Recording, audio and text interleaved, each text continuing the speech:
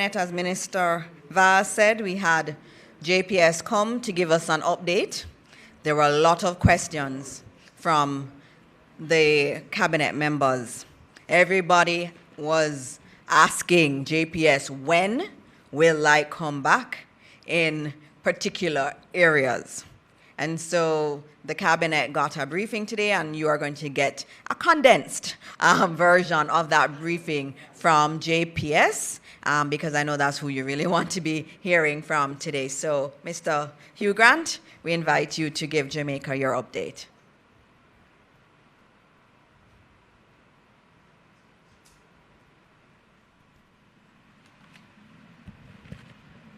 Thank you, Minister.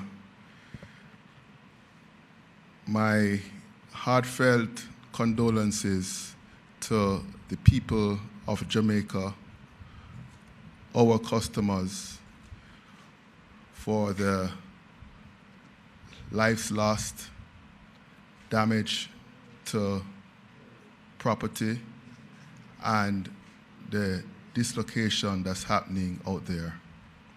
I had an opportunity to firsthand see the devastation that this record Category 5 hurricane has caused on the nation. Some of my very own employees have been working tirelessly in order to safely restore power. Some has not gotten a chance to go home. A story from one of my linemen said his wife got a seizure when the door and the window was blown off, but he has not gotten a chance to go home and be with her because of the nature of the roads, and he stands committed and is here serving to help to restore power. So I get it. I understand the inconvenience caused by the lack of power. I understand the frustration as some of my very employees are also affected. Let me reassure you, Jamaica, let me reassure you, my customers, that we here at JPS stand committed to work safely 24/7 to get the power restored. So how have we been doing? As of this morning, we restored 206,000 customers. At the time of the incident, we had 550,000 customers approximately out. So we moved from 77% of customers without service to a significant milestone of having just under 50% of customers without service. That is not by chance. It's as a result of our preparation in regards to the system, preparation of the people, and the strong response. I want to say a special thanks to all our partners, particularly my fellow utility providers, Flow, Digicel, the partnerships with the National Water Commission, and also the partnerships with the hospitals. One of the things we have been focused on is the restoration of critical facilities and focus the resources around that. We have made tremendous progress on that front, whereby we have currently 57% of our major hospitals now have power. That's as a result of us moving resources to the supply areas of those hospitals, doing the necessary damage assessment, and facilitating that restoration. Now, what does that look like? We got a call that the Black River Hospital was having some issues, and patients were evacuated to the Mandeville Hospital.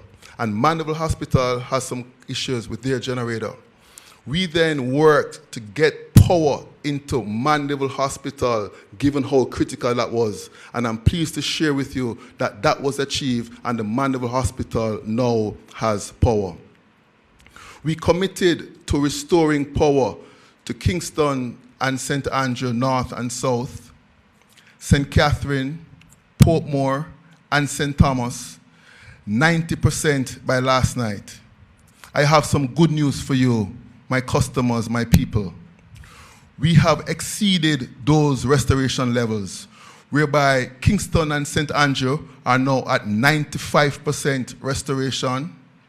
Portmore is now at 95%. St. Thomas is at 95%, and St. Catherine is at 90%. So one may ask, where are some of the areas that are currently out? In St. Catherine, you have areas of Spanish Town, Guyshill, Bogwalk, and Central Village that are currently out, and we are working 24/7 to have your power restored within the next 2 weeks. In Portmore, you have areas of Bridgeport, Gregory Park, Hellshire, Greater Portmore, Waterford that are out, and we are working 24/7 to have your power restored in 6 days. In KSA North, you have areas of Kingston 7, 9, 6, Kingston 8, 19, Mavis Bank, Garden Town, Golden Spring that are out. Also, some areas in Content Gap. And we are working 24/7 to have your power restored within the next 14 days. And the areas in St. Thomas that are out, Golden Grove, Hagley Grove, Morant Bay, Cedar Valley, that's the 5%. We're working to have your power restored within 10 days. And KSA South, Kingston 11, Kingston 10, 13, Kingston 1, 2, and also some areas in Bull Bay, we're working to have your power restored in 3 days. We are working 24/7 to have your power restored. Now, in order for your power to restore, we need to do our damage assessment. A critical component, as Minister Vaz said, is the reality that the high voltage transmission lines, which are the backbone of the system, more than 70% are out of power due to the devastation caused by Hurricane Melissa. I had a chance to do a helicopter patrol, and our steel lattice structure, which is one of our more hardened facilities, was twisted and on the ground just due to this devastation. But we were working to do damage assessment. Once the damage assessments are completed, we will then be able to give you more clearly what are estimated times of restoration. We stand committed to keep you updated. We understand the inconvenience, and help is on the way. We have now pulled the trigger to bring in an additional 100 line workers based on our retainer contracts with companies in North America, from Canada and from the USA, and those 100 overseas line workers are expected to be here by the end of the week. We also are bringing in additional equipment because our local resources in terms of bucket trucks and pole digger trucks are exhausted. So we're bringing in on barges additional bucket trucks, more than 50 bucket trucks, more than 10 digger trucks, so that when the workers come in, they have the equipment required so that they can safely and optimally restore customers. I stand committed to let you know and to give you hope that we will get through this, through strong partnerships, through strong collaboration, and you have my commitment that I'll continue to keep you informed of our progress. Be safe and be well, and thank you very much.